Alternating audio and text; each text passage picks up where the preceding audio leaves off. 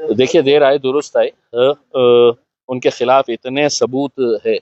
आखिरकार एक एजेंसी तो कम से कम हरकत में आई और उन्होंने नोटिस दिया है ये कहते हुए कि आपके पास 2019 के एफिडेविट में इतनी प्रॉपर्टी थी, 2024 के अंदर इतनी हो गई है करके। मैं तो उस एजेंसी को कहना चाहूंगा 2024 और 2025 के बीच में एक साल के अंदर कितने 100 करोड़ रुपए की प्रॉपर्टी बनाई गई है, से उसके ऊपर जांच कर ले तो आपको समझ में आ जाएगा कि पीछे कितना चटाबट्टा उनका खुला पड़ा है करके। जिस कार्यक्रम के अंदर उन्होंने, मंत्री जी ने खुद ये कबूला है कि मुझे नोटिस मिली है, वो कार्यक्रम कौन सा था? तो जो चार्टर्ड अकाउंटेंट सीए की परीक्षा पास करके बच्चे पास आउट होते हैं, वो कार्यक्रम था।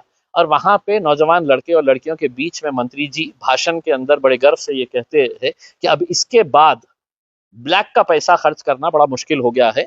और ये मैं अपने बारे में बोल रहा हूँ, यानी कि मंत्री जी खुद कबूल रहे हैं कि मेरे को अब मेरा आगे के चल के ब्लैक का पैसा खर्च करना बड़ा मुश्किल। 2 कदम आगे जाते हुए उन्होंने ये भी कहा है कि पैसा कमाना बहुत आसान हो गया है, लेकिन उसका खर्च कहाँ करना चाहिए ये बड़ा मुश्किल हो गया है करके। तो आप किस तरीके का आदर्श, एक महाराष्ट्र सरकार का मंत्री ये नौजवान लड़के और लड़कियों के सामने क्या आदर्श, क्या नीति अपनी दिखा रहे है करके, इससे बढ़कर दुर्भाग्य बात हो नहीं सकती है।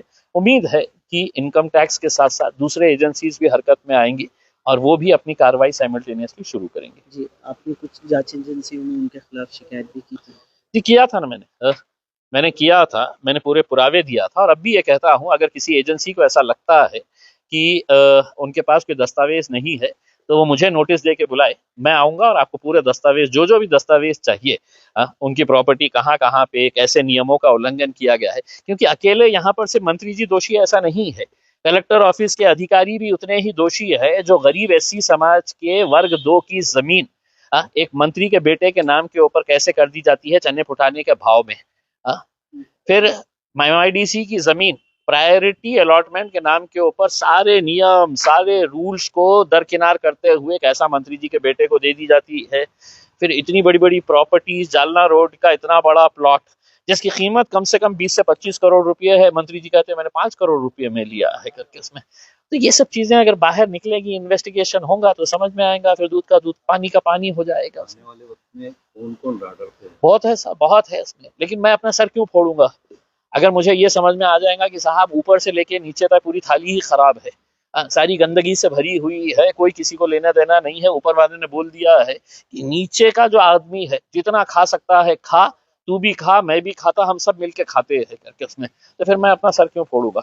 अगर कुछ कार्रवाई हो रही है तो बहुत सारे अभी नेताओं के प्रकरण है, बड़े बड़े प्रकरण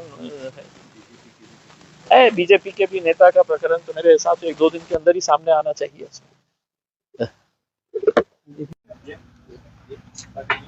जी, संदीपान भुमरे की भी एक दारू की जो दुकान है वो इलीगल तरीके से, देखिए मेरे हिसाब से जो प्रकरण हाईकोर्ट के अंदर गया है वो एक्साइज डिपार्टमेंट के अधिकारी को यहाँ से निकालना चाहिए, क्योंकि इससे बड़ा काबिल और इतना होशियार और इतना सतर्क कि इमीडिएट है तो उसके पास लेटर जाता है और वह पूरी हरकत में आके पूरी एजेंसीज को काम पे लगा देता है करके।